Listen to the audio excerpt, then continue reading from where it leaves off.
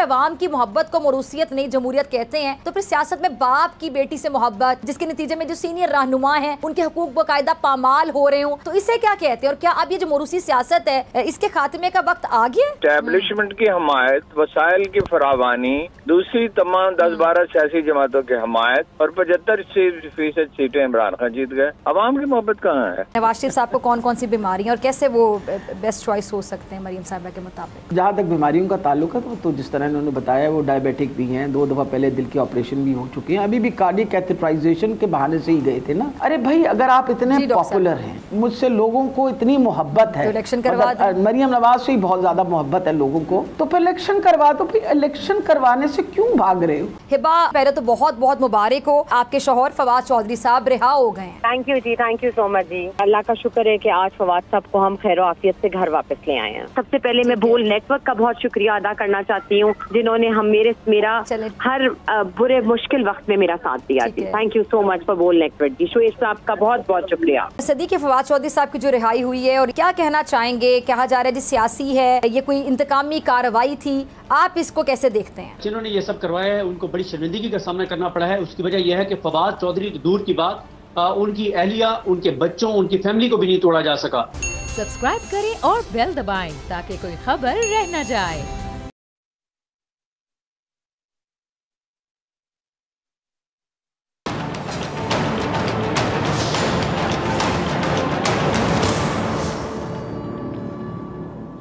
अस्सलाम वालेकुम नाजरीन। पाकिस्तान मुस्लिम लीग नून को 30 साल से ज़ायद अरसे में 5 बार वज़ारत उज़्मा का ओहदा मिला और इन 3 दहाइयों से ज़ायद इस अरसे में मुस्लिम लीग नून की अंदरूनी सियासत शरीफ ख़ानदान के गिर्दी घूमती नजर आई। सिर्फ एक बंदा ऐसा था जिसे मुस्लिम लीग नून में होते हुए वज़ारत उज़्मा का जो ओहदा मिला, और वो है शाहिद खान अब्बासी साहब। मगर आज उस एक बंदे ने भी मुस्लिम लीग नून को आईना दिखाया, मरूसी सियासत का कच्चा चट्टा खोल कर रख दिया। क्या कहा अब्बासी साहब ने, मुलाहिज़ा कीजिए जी। तो सुना आपने, मुस्लिम लीग नून में अंदरूनी इख्तलाफात खुलकर सामने आना शुरू हो गए। शाहिद खान अब्बासी साहब ने मुस्लिम लीग नून के सीनियर नायब सदर के ओहदे से इस्तीफ़ा दे दिया। ज़राए के मुताबिक उन्होंने कहा है कि जी पार्टी कायद मियाँ नवाज शरीफ साहब को 3 साल पहले कह दिया था कि अगर मरियम नवाज को पार्टी का आला ओहदा दिया गया तो पार्टी में नहीं रहूँगा। और सिर्फ शाहिद खान अब्बासी साहब नहीं, बल्कि इससे पहले भी आपको याद होगा पाकिस्तान मुस्लिम लीग नून के सीनियर रहनुमा साबिक वज़ीर दाखिला चौधरी निसार अली खान साहब ने भी नून लीग में ये जो मरूसी सियासत है उस पर शदीद तहफ़्फ़ुज़ात का इजहार भी किया था।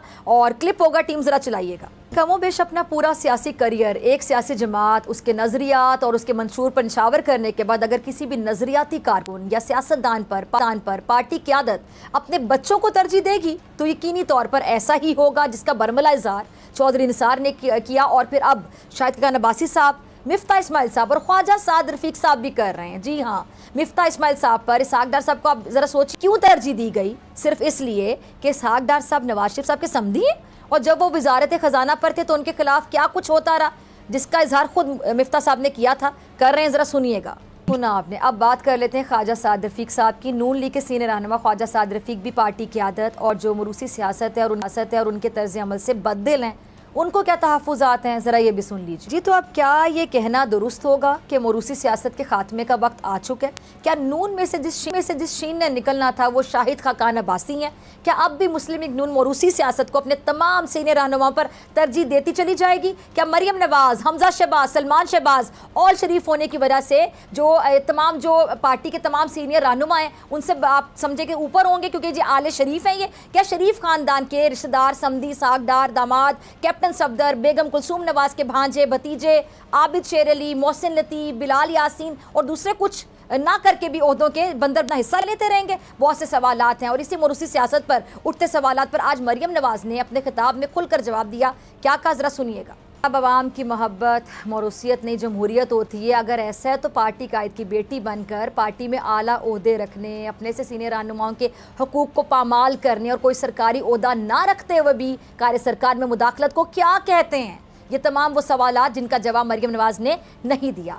इस पे बात करेंगे, इस जवाब को तलाश करेंगे। आज प्रोग्राम ने हमने दावत दी है, मेहमानों से आपका तारुफ करवा दूं। पाकिस्तान तहरीक इंसाफ की सीनियर रहनुमा डॉक्टर यास्मीन राशिद साहब, बहुत शुक्रिया ज्वाइन करने के लिए। सीनियर तजियाकार, किसी तारुफ के मोहताज नहीं, हारून रशीद साहब, आपका भी बहुत शुक्रिया ज्वाइन करने के लिए। हारून साहब, आपसे शुरू करना चाहूँगी। सर, अगर अवाम की मोहब्बत को मरूसियत नहीं जमहूरियत कहते हैं, तो फिर सियासत में बाप की बेटी से मोहब्बत, जिसके नतीजे में जो सीनियर रहनुमा हैं उनके हकूक बाकायदा पामाल हो रहे हों, तो इसे क्या कहते हैं? और क्या अब ये जो मरूसी सियासत है इसके खात्मे का वक्त आ गया?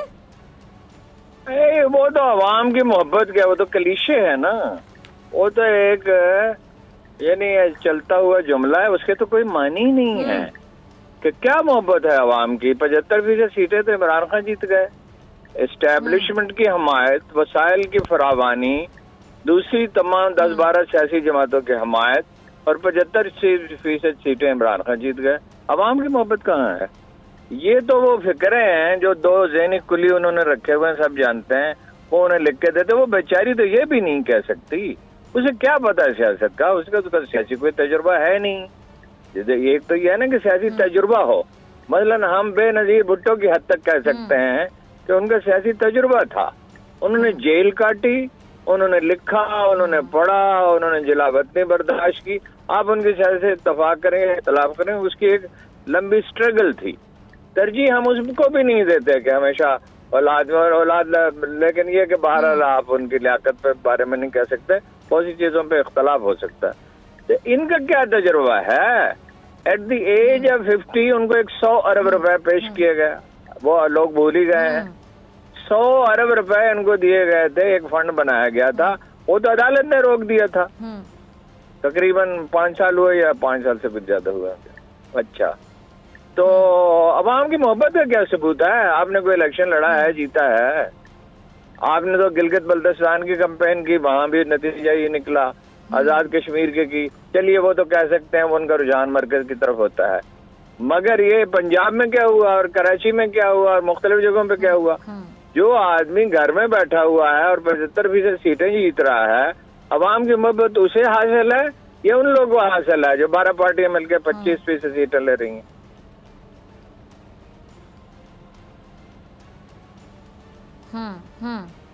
ठीक है। डॉक्टर यास्मीन राशिद साहिबा, आपने हारून रशीद साहब को भी सुना।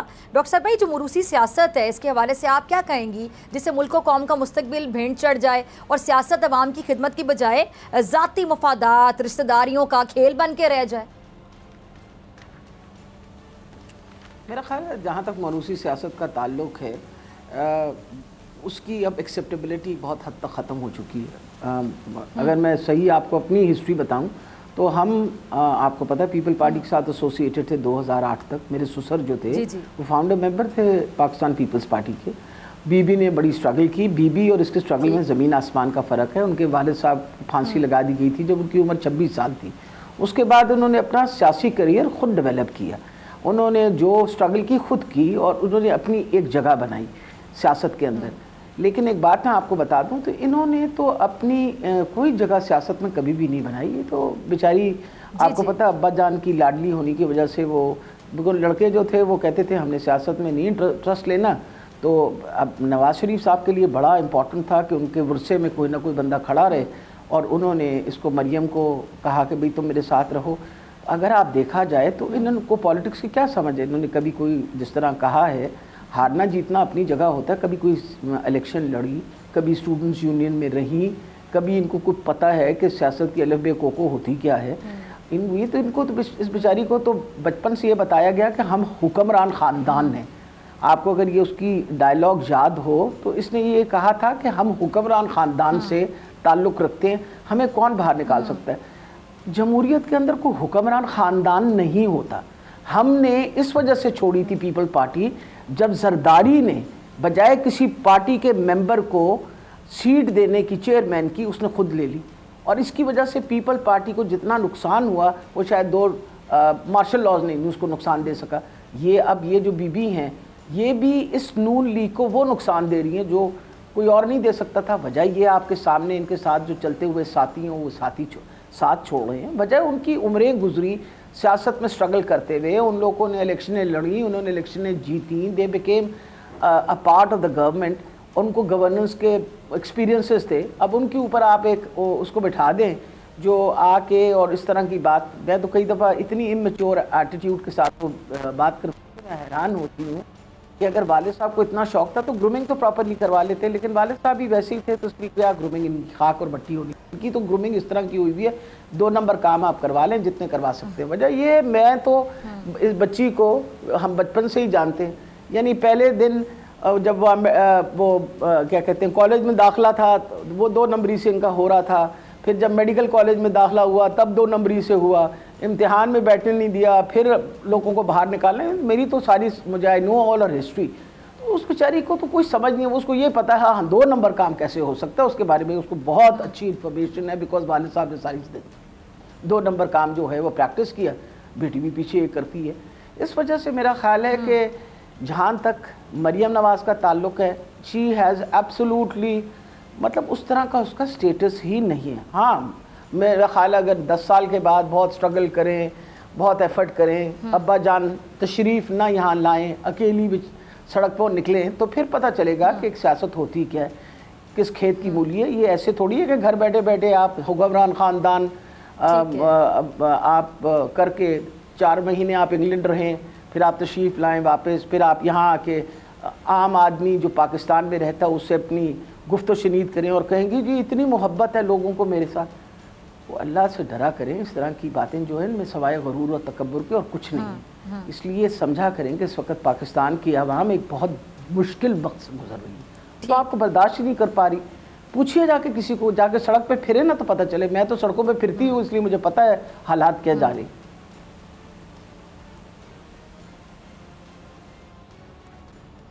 ठीक है, हारून साहब आपकी तरफ आना चाहूँगी। आपने डॉक्टर साहबा को भी सुना, तो हारून साहब अगर हम बात करें मुस्लिम लीग नून की, तो एक बड़ी सियासी पार्टी है, इसमें कोई दो राय नहीं है, शक नहीं है, लेकिन जो ख़ानदानी मोरूसी सियासत में रची बसी हुई है जो कि खुलकर सामने आ रही है, अब इनके अपने तनकीद कर रहे हैं, इसका खात्मा कैसे होगा? क्योंकि जब तक एक पार्टी अंदरूनी तौर पर मुस्तहकम नहीं होगी तो उससे फिर तवक्को नहीं की जा सकती कि वो मुल्क और कौम के लिए बेहतर साबित हो सकती है। और फिर इधर इनके दावे बड़े बड़े हैं। वो मरियम साहिबा अब भी कह रही हैं कि नवाज शरीफ के अलावा तो मुल्क में कोई, वो कहती है जी कोई चॉइस ही नहीं है। अब गुजारा ये है कि वो तो अवामी शऊर की सतह बुलंद होने से ही हो सकता है, सिर्फ पार्टी की तंजीम से नहीं हो सकता। तंजीम तो एक लिहाज से उनकी काफी मजबूत है, यानी 100% जमहूरी खतूत पे तो नहीं है, मगर काफी मजबूत है। कितनी मजबूत तो है कि अब तक चलती रही। ठीक जी। अब अवामी शऊर की सतह तो तालीम से बुलंद हो सकती है। अवामी से आपकी मुराद की अवाम तो जारी बात है वोट दे सकता है, अवाम वोट जी जी जी नहीं, अवाम को तालीम दी जाए ना। तालीम के लिए तो बजट नहीं है, सड़कों के लिए है, जी अंडर पासेस के लिए है, ठीक है, ओवरहेड के लिए है, ठीक है,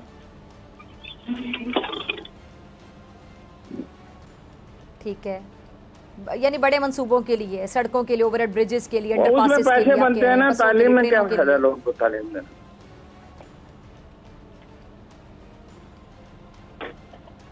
अस्पताल भी नहीं बनाए उन्होंने जहाँ इनका इलाज हो सके, एक हॉस्पिटल बना देते, इलाज कराने बरतानिया चले जाते हैं हारून साहब। उसका क्या फायदा उन्हें? अस्पताल बनाने का उन्हें क्या फायदा?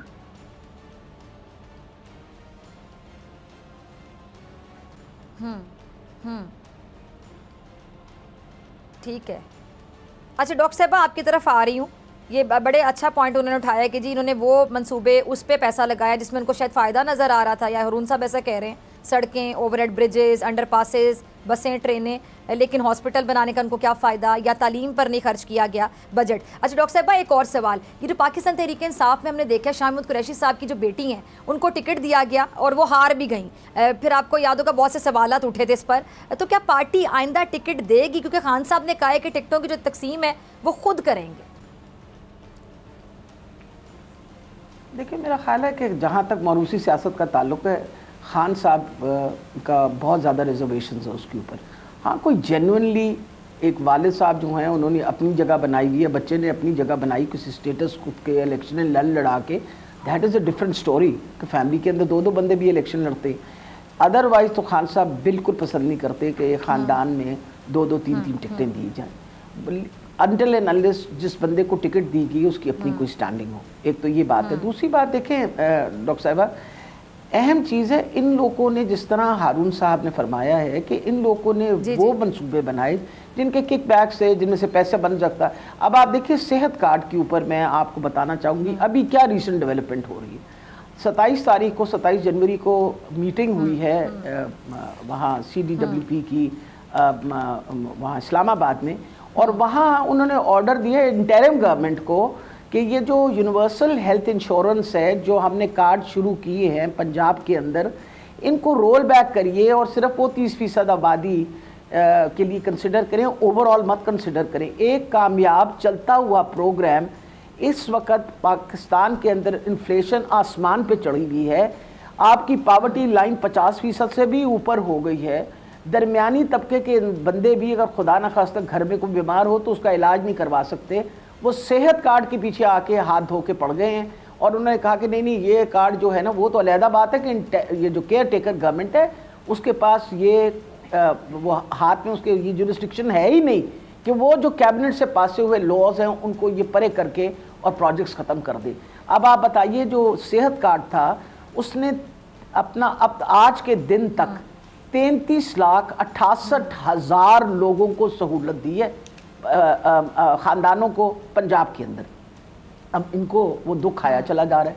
अरे भाई तुम अपना इलाज तो करवाती हो जाके स्विट्ज़रलैंड में, तो जो बेचारे आवाम है, गरीब आवाम या दरमियाने तबके की आवाम, उन बेचारों के लिए अगर कोई इलाज मालजे का इस हुकूमत ने रास्ता बनाया, जगह बनाई, और अगर 130 अरब रुपए सालाना उस पर खर्च हो रहे हैं, अरे तुम्हें क्या दुख खाई चला जा रहा है? मुझे तो ये नहीं समझ आ रही। ये पहली दफ़ा हुआ है कि हमारे हुकूमत आई 23 नए अस्पताल हमने बनाने शुरू किए। इनके लल्ले तल्ले जो थे ना, ये हमेशा आते हैं अपने लल्ले तल्लों में लग जाते हैं। अब आप ये बताइए इनके इनकम्प्लीट अस्पताल भी हमने मुकम्मल किए, हमने कहा वो भी मुकम्मल करें पब्लिक सेक्टर में। फिर हमने कहा कि बजाय हम ब्रिक एंड मॉर्टर पे इन्वेस्ट करने के, बहुत बेहतर है कि हम आउटसोर्स कर लें। और उसका फ़ायदा ये हुआ है कि 46,000 beds have been added to the hospital beds in Punjab इस इंश्योरेंस स्कीम की तरफ। वो उस इंश्योरेंस स्कीम के पीछे पड़े हुए हैं, उनकी उसका किकबैक कोई नहीं है ना, उसमें पैसा कोई नहीं किसी का बन सकता, इसलिए सबको दुख खाई चला जाता है। इसलिए अफसोस होता है कि आप आवाम के पैसे जो हैं वो आवाम पे लगाइए। और जिस तरह अपना हारून साहब बता रहे थे कि आप कभी भी आवाम में तरक्की नहीं आएगी, किसी मुल्क की तरक्की नहीं आएगी जब तक आप उनकी सेहत का, आप उनकी एजुकेशन का, उनका सोशल वेलफेयर का ख्याल नहीं रखेंगे। तो लोग गुर्बत की सतह से कैसे बाहर निकलेंगे? How will they come out of it? अपने आप को किस तरह इम्प्रूव करेंगे? तो मेरा ख्याल है इस बीबी के तो अल्लाह ताला इनको कोई अकल ही दे, धेले का इनको कोई ऐसी समझ नहीं। और ये जिस का जिक्र कर रहे थे ना, इसको एक यूथ का इन्होंने इंचार्ज बना दिया, जिसमें इनकी बाद में पता चला कि डिग्री भी ठीक नहीं है। ये इनको बनाया कोई, जिस तरह कह रहे थे कि पता नहीं कितने अरबों रुपए को, कि जी ये कर्जा देंगी यूथ को। वह इस तरह के काम ज़रूर देते हैं कि जिसमें देखें कि किसको कर्जा दे सकते हैं और पैसे बन सकते हैं। इस तरह के काम ज़रूर ये करती है। वो तो उसको चैलेंज किया गया कोर्ट के अंदर, जुबैर नियाजी जो है उन्होंने हमारी पार्टी से चैलेंज किया और she had to leave that post. जी जी जी ठीक है, चलिए मुझे ब्रेक का काजर है। दोनों मेहमान मेरे साथ मौजूद हैं, आपसे मुलाकात के बाद।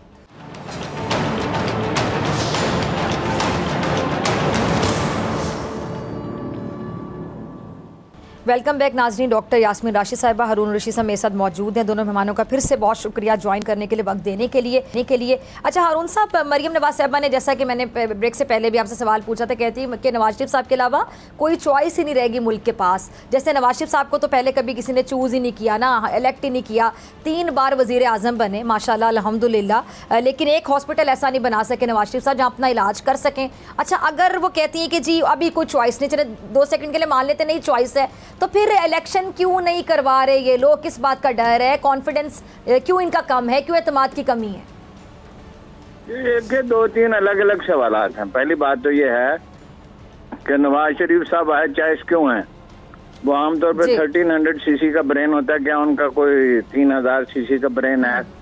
वो उनकी जवालत में उन्हें अपना वारिस बनाया, फिर ISI ने और फौज ने उनकी सरपरस्ती फरमाई, फिर सियासी जमातों को उनके साथ में लाया तो वो वज़ीर आज़म बने, फिर उन्होंने उसको एक माफिया की शक्ल दे दी। दूसरी बात यह है दूसरा आपने क्या कहा कि वो अपना क्या कर रहे हैं? मैंने कहा अगर ऐसा है तो फिर नहीं जी मैंने फिर एक इस बात का ये जिक्र किया कि जी हाँ जी मैंने कहा था कि फिर इंतखाबात क्यों नहीं करवा देते, फिर क्यों इंतखाबात तो करा सकते ही नहीं ना, इंतखाबात का तो सवाल ही पैदा नहीं होता। और साथ मैंने ये भी ऐड किया था। एक बात ये समझ लें, मेरी आवाज ठीक आ रही है? आवाज ठीक आ रही है? जी जी एक बात ये समझ लें कि नवाज शरीफ साहब की हालत ठीक नहीं है जी। उनकी दिल से दिमाग को जाने वाली शरीयान जो है वो डॉक्टर साहब ज्यादा बेहतर एक्सप्लेन कर सकते, वो ठीक नहीं है। गुर्दों का मसला है, ब्लड प्रेशर का प्रॉब्लम है, शुगर का प्रॉब्लम है, दिल का ऑपरेशन हो चुका है, शॉर्ट टर्म मेमोरी उनकी तकरीबन खत्म हो चुकी है। उन्होंने ये सेक्रेटरी जो था इसका सुप्रिटेंडेंट जो था अडयाला जेल का, उसे 7 दफा नाम पूछा, 7 दफा। 7वीं दफा जब वो खामोश रहा, 6 दफा तो उसने बताया, तो फिर वो खुद ही खामोश हो गया। तो वो ऑप्शन कैसे हैं? और बहादुर वो इतने हैं कि मुल्क से भागे हुए हैं, और पढ़े लिखे वो इतने हैं कि इतना अरसा जेल में रहे, इतना अरसा जलावतनी में रहे तो 10 सफ़े नहीं लिख सके। आमतौर पे ऐसे में लोग किताबें लिखते हैं, अपनी यादाश्तें ही लिखते, मगर वो कैसे लिखते? लिखना आता ही नहीं है, पढ़ते ही नहीं है, तो लिखना कहाँ से आता होगा?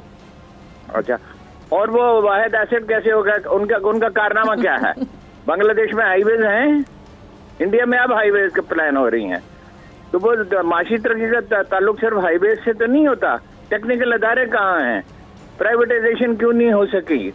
आईटी में क्यों काम नहीं हो? 1990 में आईटी पे एवरीबडी न्यू, 1990 तक तो दुनिया का हर आदमी जानता था पढ़ा लिखा कि आईटी में मुस्तकबिल है, इंडस्ट्रियलाइजेशन में है, जदीद इकोनॉमी तो यही है। उसमें उन्होंने क्या काम किया? कोई काम नहीं किया। लेकिन सड़कें और पुल बनाने में मसरूफ थे ना। मैं अभी मोटरवे पे आ रहा हूँ, ये 270 किलोमीटर होनी चाहिए थी, ये 400 किलोमीटर है, 130 किलोमीटर फालतू बनाई है। कैसे बनाए हैं? वो वाहिद ऑप्शन कैसे है? अजीब गरीब बात है ये।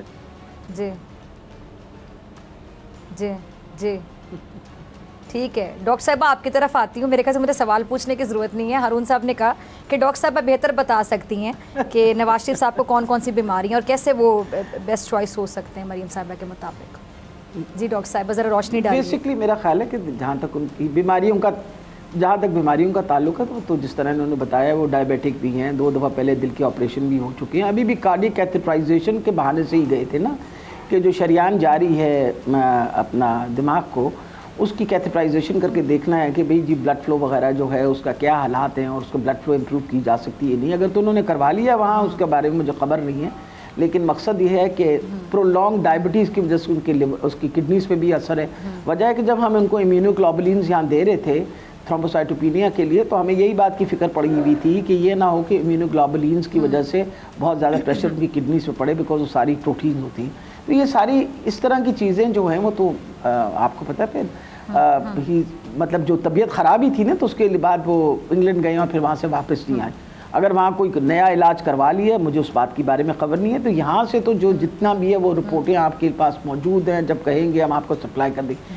इम्पॉर्टेंट चीज़ देखें ना, जो फिज़ा बात करने की है वो ये है जो आपने सवाल पूछा।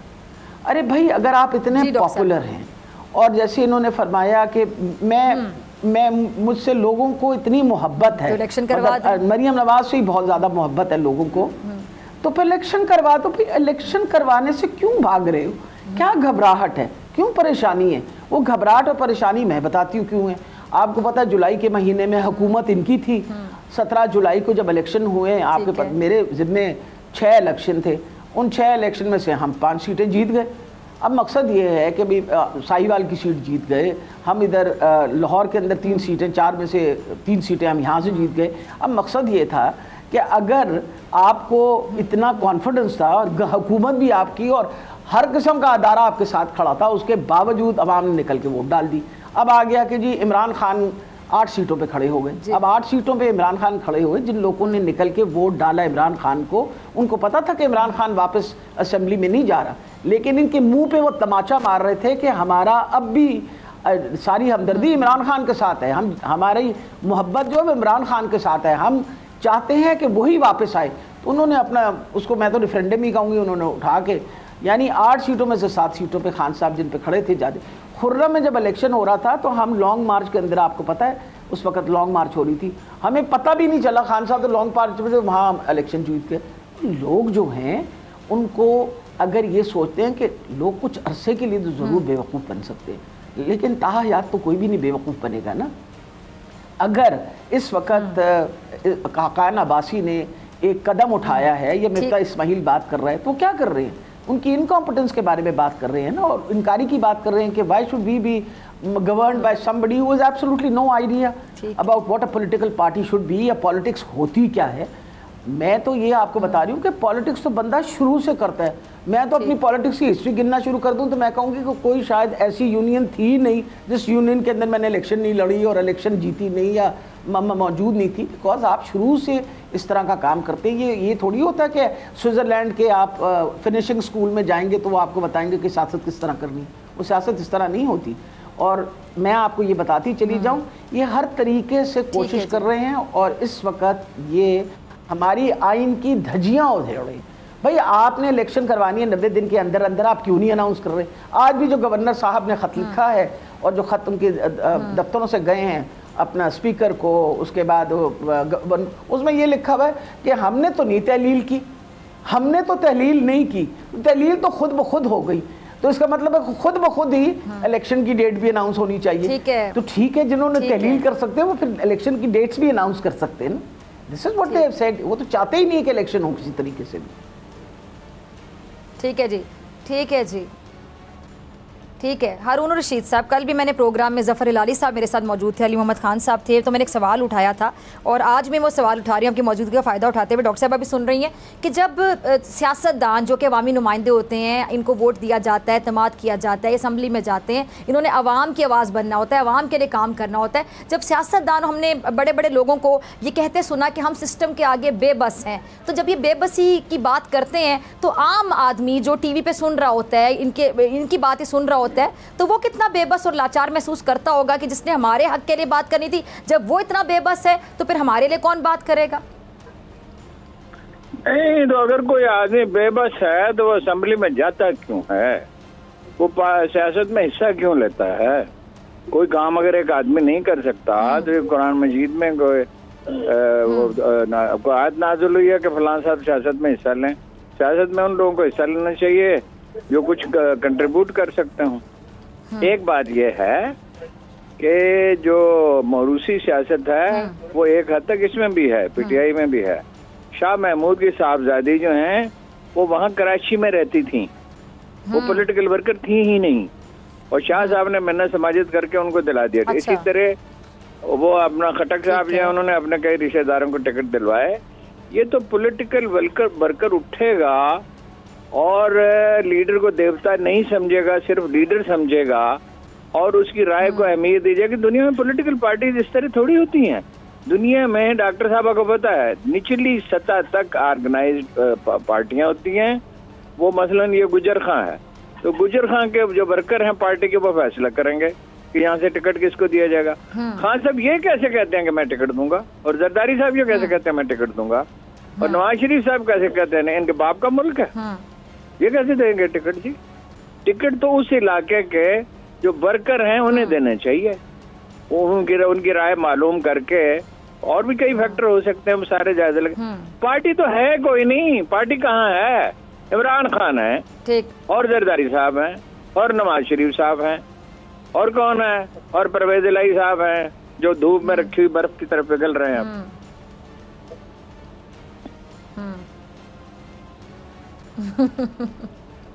ठीक है डॉक्टर साहब, आपका लास्ट कमेंट।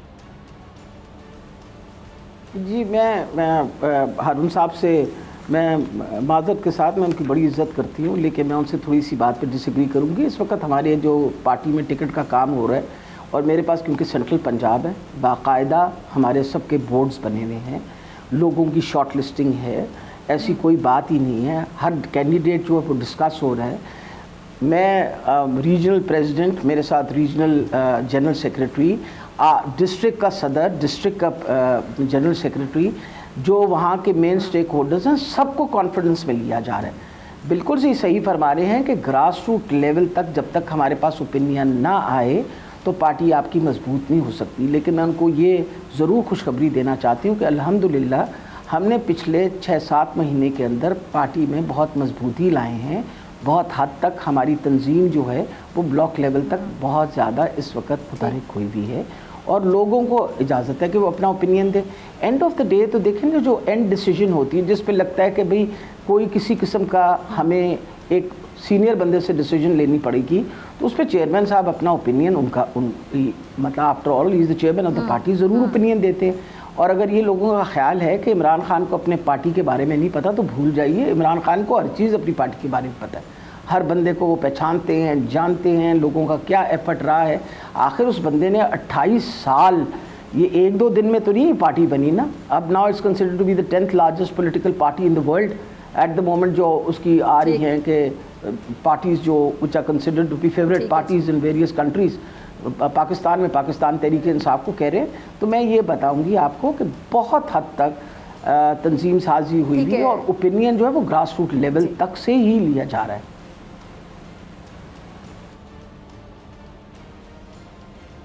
ठीक है जी डॉक्टर साहब आपका और हारून रशीद साहब आप दोनों का बहुत शुक्रिया। ज्वाइन आपसे मुलाकात होगी ब्रेक के बाद मेरे साथ मौजूद होंगे फवाद चौधरी साहब और सदीक जान।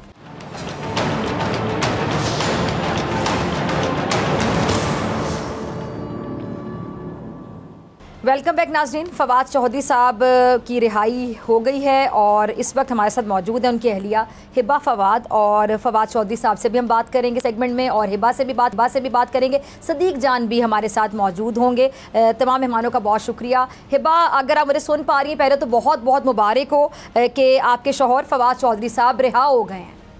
Thank you ji, thank you so much ji. ये वक्त आपका कैसा गुजरा, अगर आप शेयर करना चाहें नाजरीन के साथ।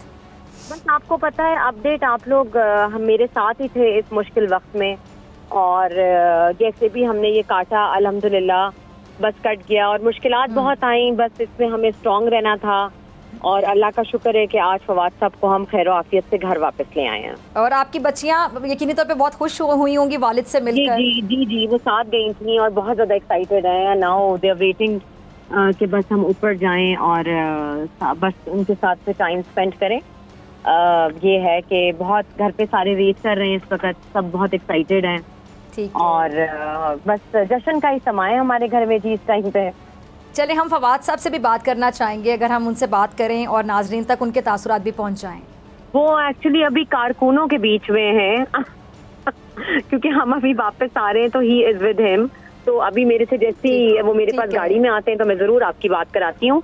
और सबसे पहले मैं बोल नेटवर्क का बहुत शुक्रिया अदा करना चाहती हूँ जिन्होंने मेरा हर बुरे मुश्किल वक्त में मेरा साथ दिया ji. Thank you so much for Bol network ji. Shoaib साहब का बहुत बहुत शुक्रिया।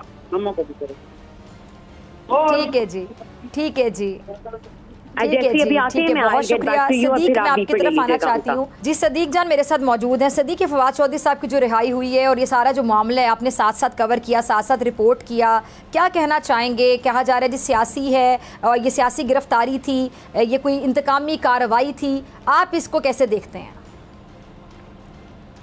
ये 100% इंतकामी कार्रवाई थी, ये 100% सियासी केस था और इसमें जिन्होंने ये सब करवाया है उनको बड़ी शर्मिंदगी का सामना करना पड़ा है। उसकी वजह यह है कि फवाद चौधरी तो दूर की बात, उनकी अहलिया, उनके बच्चों, उनकी फैमिली को भी नहीं तोड़ा जा सका। उनकी अहलिया, उनके बच्चों, उनकी फैमिली के मेंबर्स को भी परेशान नहीं किया जा सका, बल्कि उनके जो फैमिली मेंबर्स पेश होते रहे, जो लोग आते रहे, वो बड़े हौसले में थे। और फवाद चौधरी साहब जब भी हमने देखा कोर्ट रूम में उनसे उनके लोग आके मिले तो उन्होंने बड़े हौसले से उनसे बात की और सबको हौसला दिया और कहा कि आपने परेशान नहीं होना, बहुत जल्द ये मुश्किल वक्त गुजर जाएगा। और उनकी जितनी भी वीडियो सामने आई जो वो उनको जब पेश किया जाता था, जब वापस ले जाया जाता था, कोई एक भी उनकी तस्वीर ऐसी नहीं है जिसमें वो परेशान नजर आए हों, टूटे हुए नजर आए हों, घबराए हुए नजर आए हों। हालांकि कितने दिन तक उनको जगाया गया और फिर उन्होंने कोर्ट रूम के अंदर जो गुफ्तगू की वो भी हम रिपोर्ट करते रहे। उन्होंने कहा मैं अपने एक लफ्ज पे कायम हूँ, मैं जो कह रहा था वो कह रहा हूँ, वो कहता रहूंगा, मैंने मुंशी कहा था, मैं मुंशी कह रहा हूँ, मैं मुंशी कहता रहूंगा। और उन्होंने कहा कि मैं आजादी राय के हक से पीछे नहीं हटूंगा, आइन मुझे यह हक देता है। और फिर अभी डॉक्टर साहब उन्होंने अडियाला से निकल के जो गुफ्तगू की वो पहले से भी सख्त है।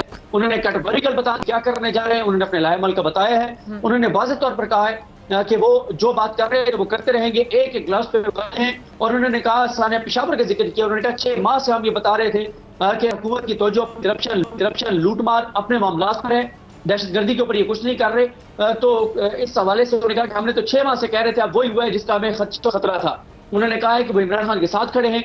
जेलें, हथकड़ियां, कैद, ये उनको नहीं तोड़ सकती। उनके जो जज्बात हैं, उनके जो एहसास हैं इमरान खान के लिए, उनकी तहरीक के लिए, वो उसमें कोई कमी नहीं आएगी। और उन्होंने कहा कि जेलें हों या FIR हों, ये उस जदोजहद के सामने बड़े हकीर हैं जो बड़ी जदोजहद वो करने जा रहे हैं। तो बड़ा ये सेटबैक है उन सब के लिए जिन्होंने फवाद चौधरी को गिरफ्तार करवाया है, ना उसको परेशान कर सके, ना उसको मौक़िफ़ से हटा सकें।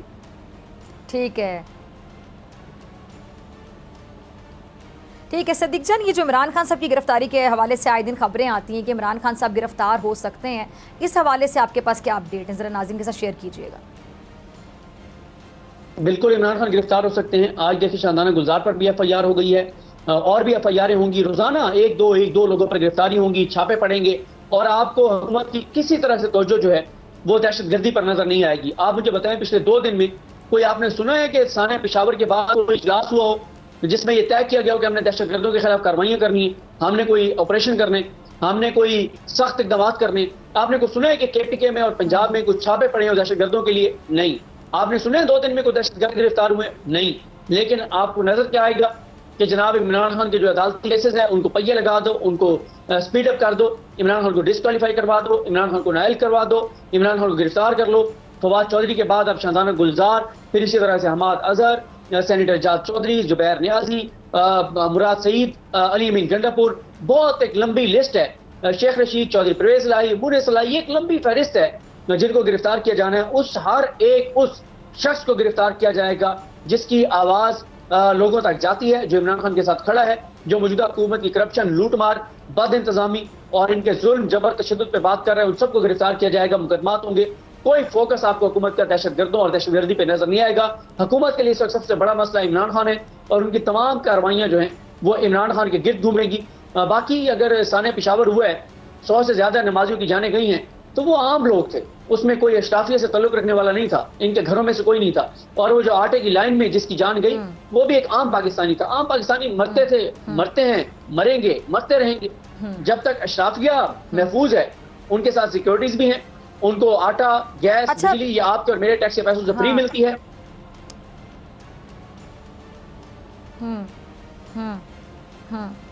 अच्छा सदीक, ये अभी जो एक मौरूसी सियासत के हवाले से, खैर आप और हम प्रोग्राम में अक्सर बात करते हैं मौरूसी सियासत के हवाले से, खान साहब बड़ी बात करते रहे।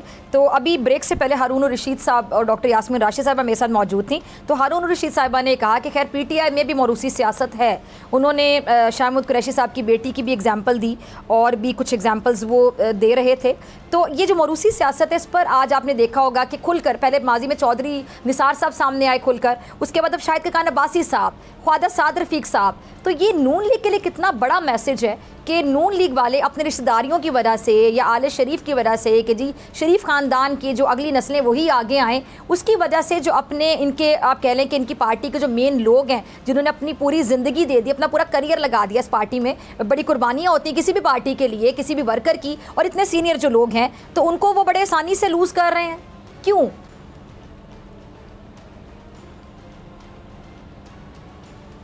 उन्होंने इस पे को बयान दिया हो, बयान आते हैं, लेकिन अभी उनका कंडक्ट ऐसा नहीं है कि वो मरियम की गुलामी जो है वो कबूल ना करें।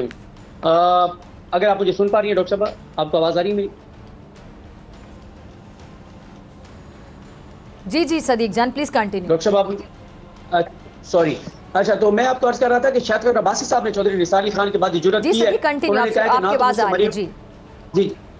जी, उन्होंने कहा ना तो मुझसे मरियम नवाज को ओहदा देते हुए मुशावरत की गई है, ना पार्टी से मुशावरत हुई है, ना उन्होंने कहा कि मैं इस पर कमेंट करूंगा कि ये पार्टी के लिए ठीक होगा, गलत होगा। और साथ में उन्होंने कहा कि वो मरियम नवाज को लीडर नहीं मानते। उन्होंने बड़ी जुर्रत दिखाई है, बहरहाल इस पर उनको अप्रिशिएट करना चाहिए। बाकी मुफ्ती इस्माइल भी बता रहे हैं कि साख डार की पॉलिसीज की वजह से पाकिस्तान को कितना नुकसान हुआ। ये जो पिछले 10 माह डॉक्टर साहबा, ये 10 माह गुजरे हैं जब से हुकूमत आई है, 5200 अरब हमारा बैरूनी कर्जा बढ़ा है। 5200 अरब सिर्फ डॉलर की कीमतों पर जाने की वजह से। अंदाजा लगाएं, यानी आप 4-5 अरब में एक जबरदस्त हॉस्पिटल बना सकते हैं, और यहाँ पे 5200 अरब, 5200 अरब जो है वो हमारे सिर्फ डॉलर की कीमतों पर जाने से कर्जे बढ़ गए हैं। तो ये इस हुकूमत के तोहफे हैं। और पेट्रोल और डीजल इमरान खान कहाँ पे छोड़ के गए थे? 150 और 150 से कम पे छोड़ के गए थे, लेकिन आज आपके सामने है 300 पे जाना है पेट्रोल और डीजल ने। डॉलर इनसे कंट्रोल हो नहीं रहा, महंगाई इनसे कंट्रोल हो नहीं रही। वजह क्या है? वजह यह है कि फोकस नहीं है। फोकस है इमरान खान पर। आज आपने देखा सुबह इन्होंने छापा मार दिया उधर कुंजा हाउस गुजरात में, जो सिलाई को सबक सिखाने के लिए और उन्हें सिलाई के घेरा तंग करने के लिए। तो ये इस हुकूमत के कारनामे करतूत हैं आपके सामने।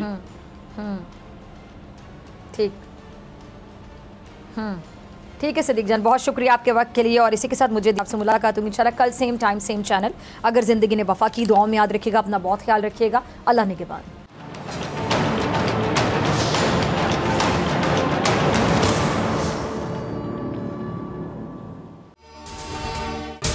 अगर आपको ये वीडियो पसंद आई तो सब्सक्राइब करें और बेल आइकन पर क्लिक करें। खूने नाहक बहुत पी चुकी ये जमीन, अब कोई दिन में ये खून उगलने को है।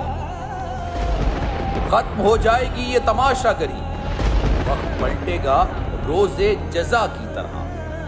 ये जो पेशावर में ताजा लहू है बहा, ये क़यामत करेगा फलक पर बपा।